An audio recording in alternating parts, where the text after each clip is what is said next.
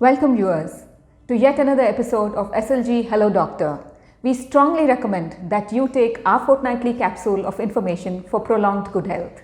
Today we have with us Dr. Sridhar, consultant surgical oncologist at SLG Hospitals, Hyderabad.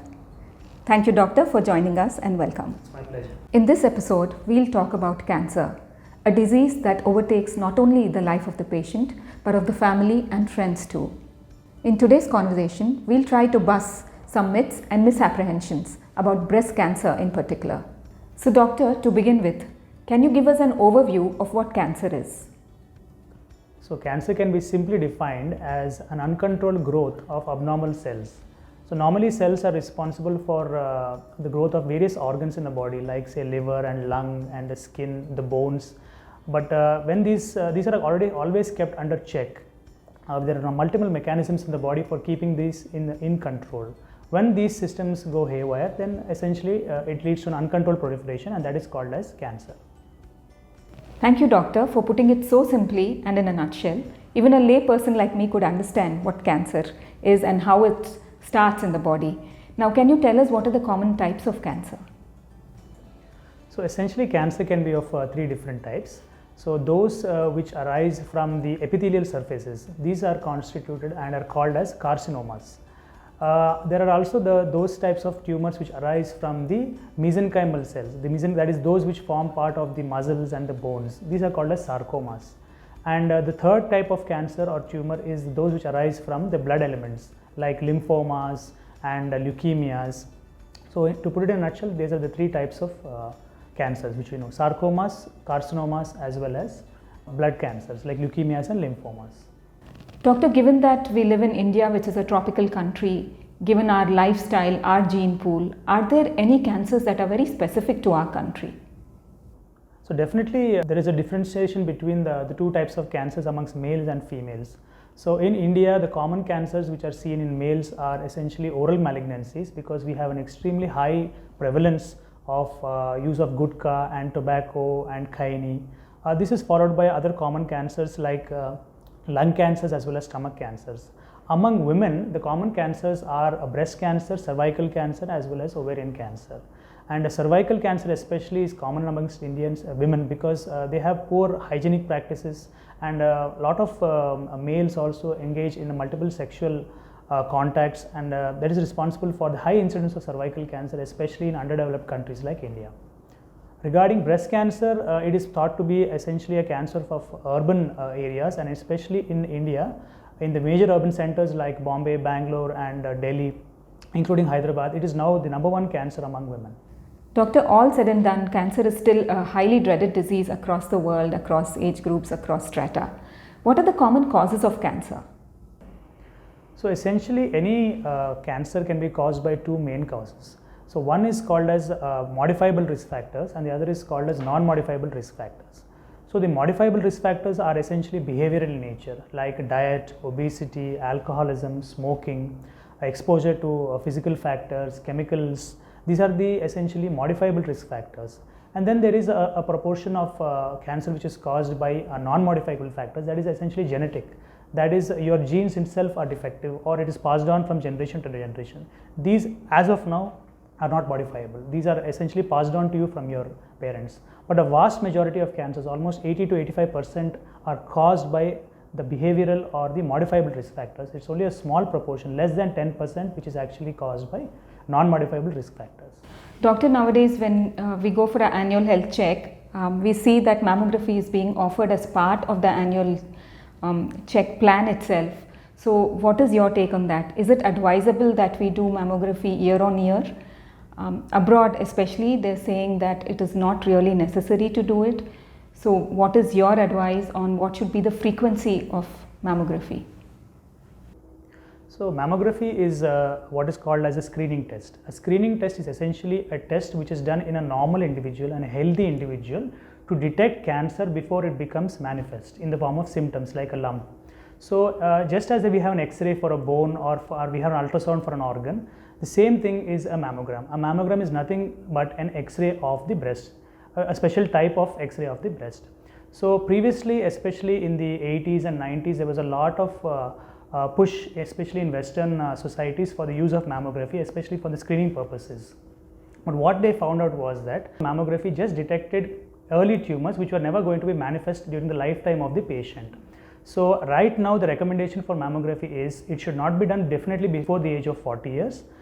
Between the age of 40 and 50 years, you should leave it to the patient herself, whether she wants it or not. But beyond the age of 50 years, it is generally recommended once every 2 years. And if you have 2 or 3 successively negative mammographies, it can be done once every 10 years.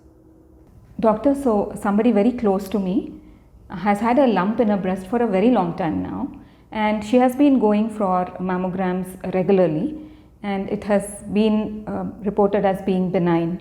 But is there any chance at all that this will turn into something ugly at a later point in time? So yeah, as I said earlier, the presence of a lump itself does not mean that it is a cancer. Lumps are extremely common, especially in females of the reproductive age group. The most important feature of a lump is that whether the lump is increasing in size, especially from one menstrual cycle to the next menstrual cycle. In general, any lump which is increasing in size has to be considered to be cancer until proven otherwise. Especially lumps which decrease in size during the menstrual cycle are generally part of the normal physiological process which occurs with the breast due to the hormonal changes. But any lump which is increasing in size over a period of time, especially more than 6 months or 8 months, it needs some form of evaluation. So the presence of the use of the mammogram comes here, because a mammogram helps to characterize a lesion, whether it can be considered as malignant or benign. There are certain features, like for example, if the lump is irregular in outline, or there are certain counts of calcification, or there is some lymph nodes which are involved. These are features which ensure that the likelihood that it is a cancer is more. So a lump which is static, which is not increasing in size, and over a period of 3 to 6 months or even 1 year, multiple mammograms show that it is of the same type of contour, then it is unlikely to be malignant and it can be safely observed. Doctor, if the mammogram result comes back as positive, what are the next steps that should be taken by the patient and her family? Yeah, so the next step is once there is a high suspicion of a cancer, we have to get a tissue biopsy. Any form of cancer, solid tumor in the body needs to be confirmed by what is known as a tissue biopsy. In the case of breast cancer, we use what is known as a core biopsy, also called as common colloquial nomenclature is a true cut biopsy. This is essentially what is done is that we use a biopsy gun, and using the mammogram as a guide, sometimes with the help of an ultrasound also, that tissue is completely targeted and it is sent for histopathological or pathological examination. So there are some people who use also what is known as a fine needle aspiration cytology, where we use a very thin bore needle.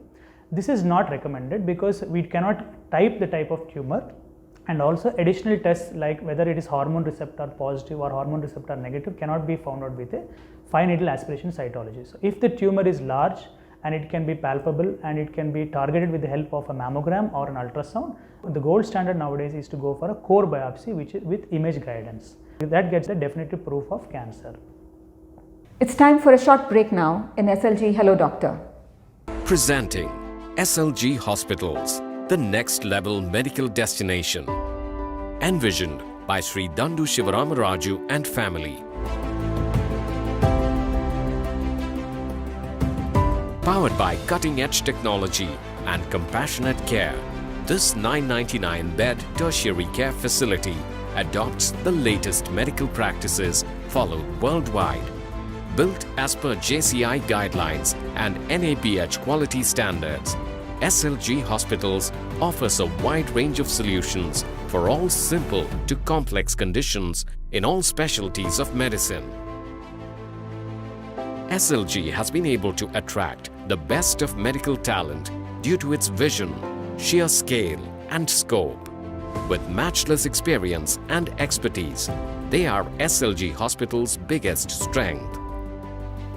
The team is ably supported by advanced technologies, infrastructure and protocols to deliver finest outcomes for patients.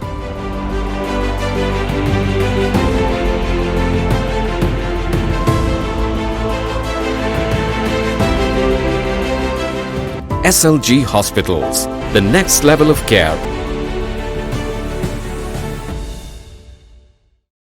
Welcome back. Let's move on to the next question.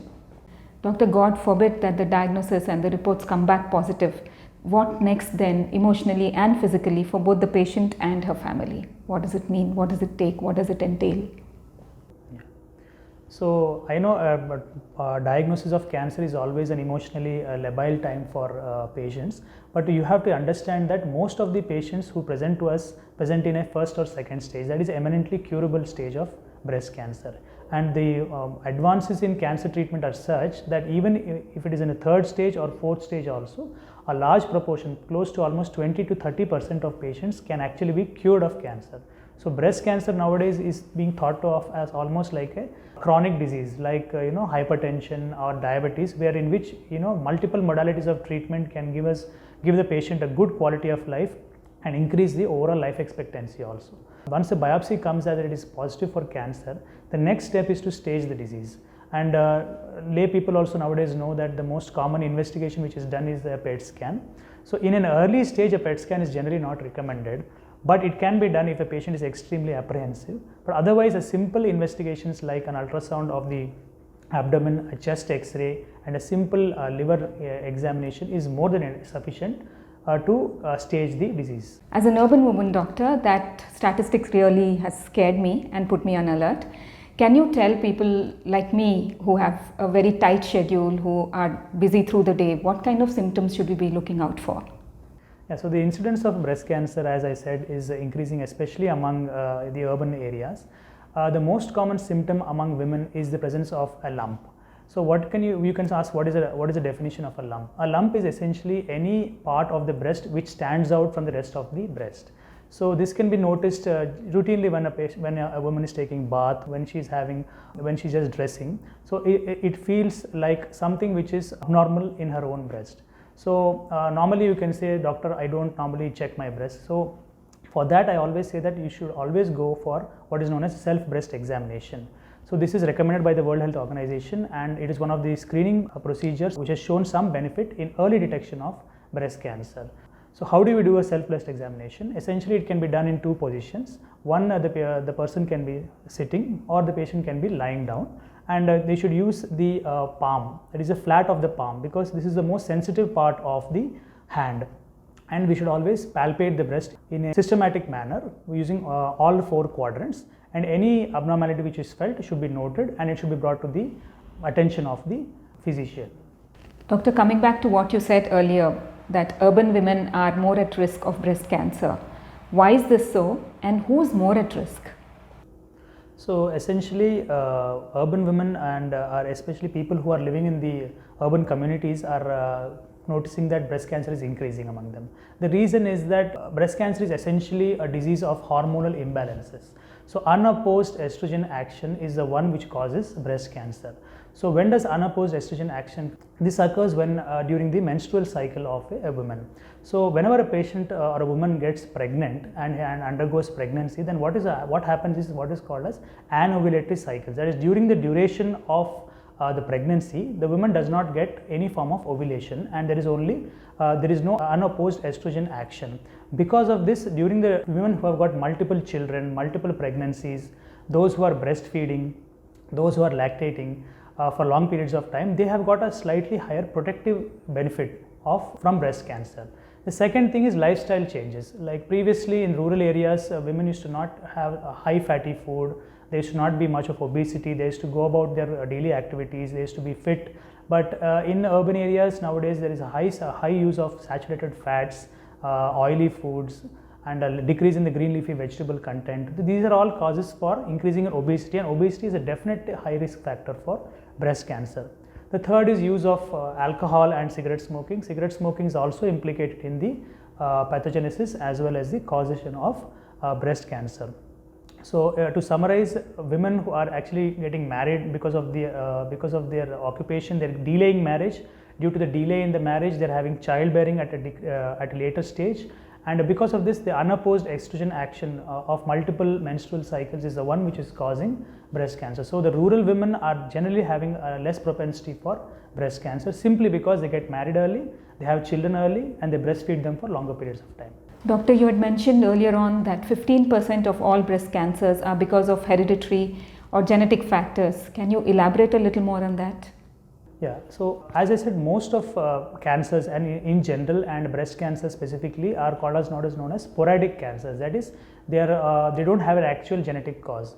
But in about 5 to 10% of patients, there is a known genetic cause.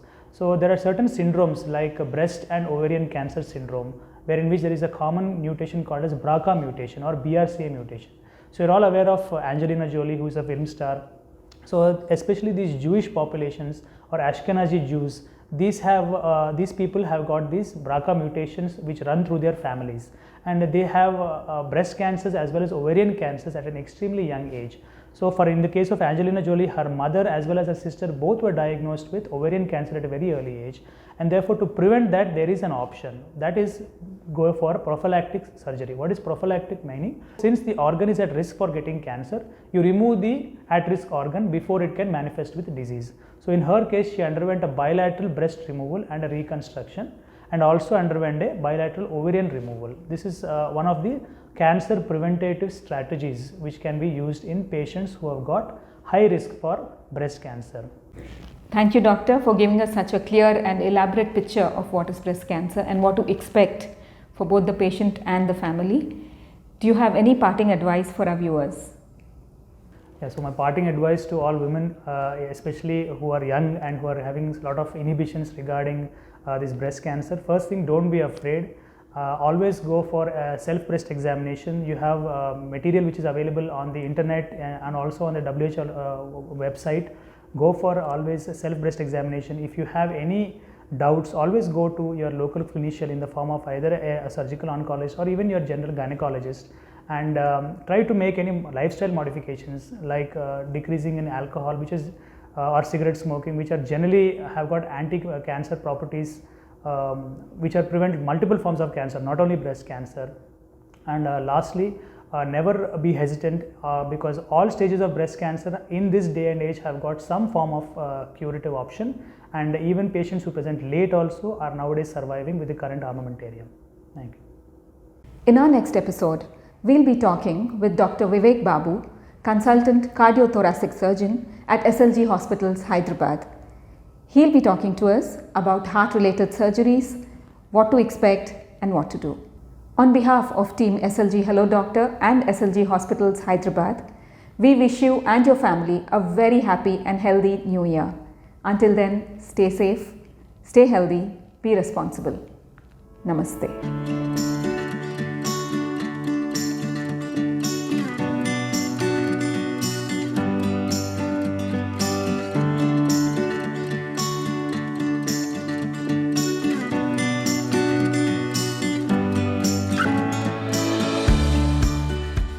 Subscribe to our YouTube channel SLG Hello Doctor to catch our fortnightly capsules of knowledge sharing. Don't hesitate to fill our chat box with any questions or queries you have for our panel of experts and get the best advice from them.